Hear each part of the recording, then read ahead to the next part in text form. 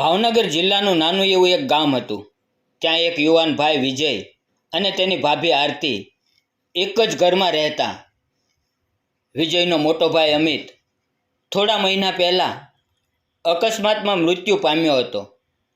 ભાઈના મૃત્યુ બાદ વિજયના ઘરમાં દુઃખનું વાદળ છવાઈ ગયું હતું. આરતી એટલે વિજયની ભાભી ખૂબ જ શાંતિથી રહેતી, સૌમ્ય, સુંદર અને ગંભીર સ્વભાવની સ્ત્રી હતી. સૌ કોઈ એના વ્યવહારથી પ્રભાવિત હતા. વિજય અને તેની માતાએ નક્કી કર્યું કે આરતી ભાભીને હવે ઘરમાં જ રાખવામાં આવશે. એ હવે આ ઘરનો એક ભાગ હતી. શરૂઆતના દિવસોમાં બધું સામાન્ય લાગતું હતું.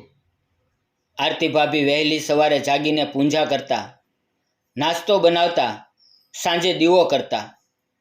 હવે ઘરમાં ફરી થોડું જીવંતપણું આવવા લાગ્યું.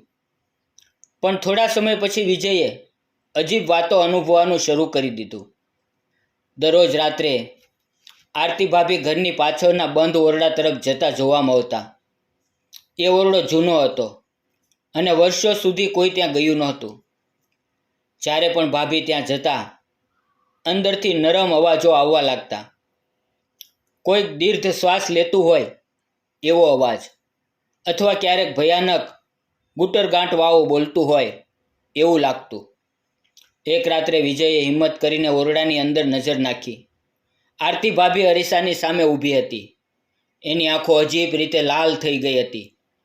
એની આગળ તૂટેલા કાચના ટુકડા પડ્યા હતા અને એક તસવીર તેના પતિ અમિતની તે બળતી હતી. વિજય એકદમ ગભરાઈ ગયો. તે આખા મામલાને સમજવા માટે ગામના પંડિતજી પાસે ગયો. પંડિતજી તેને કહેવું સાંભળીને ચિંતિત થયા. તેમણે કહ્યું, આ સ્ત્રી હવે સામાન્ય નથી રહી. એના મન પર કોઈ શક્તિશાળી પડછાયો છે. કદાચ એ ભાઈના મૃત્યુને સ્વીકારી શકી નથી અને કોઈ ગુપ્ત રીતથી એને પાછો લાવવાનો પ્રયત્ન કરે છે. પંડિતજીની વાતનો વિજયને વિશ્વાસ જ ન થયો. પણ જ્યારે જ્યારે તેણે તેની ભાભીને જોઈ ત્યારે એને સંકેત મળતા રહ્યા.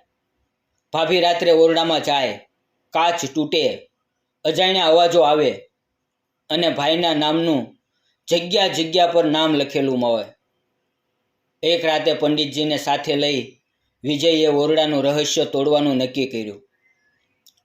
પંડિતજી રાત્રે ઘરે આવ્યા. ઓરડો ખોલાયો. અંદર અંધારું હતું, પણ એ અંધકાર વચ્ચે એક છાયા ઊભી હતી. એમ લાગતું હતું કે ભાઈ અમિત પાછા આવ્યા હોય. એ પળમાં ભાભી પડીને રડી પડી.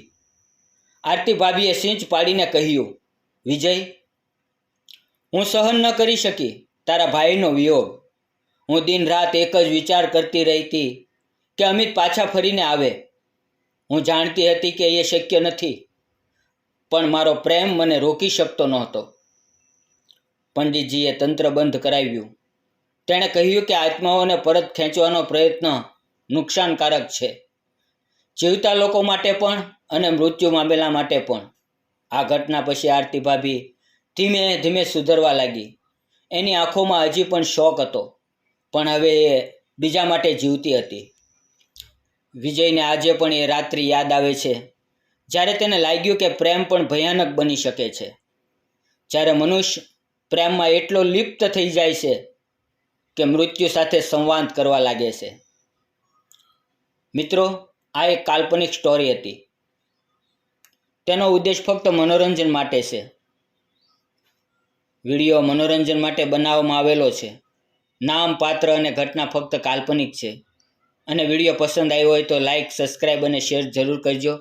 ફરી મળીશું આવતીકાલે. ત્યાં સુધી આવજો. વિડીયો પૂરો જોવા બદલ ધન્યવાદ મિત્રો.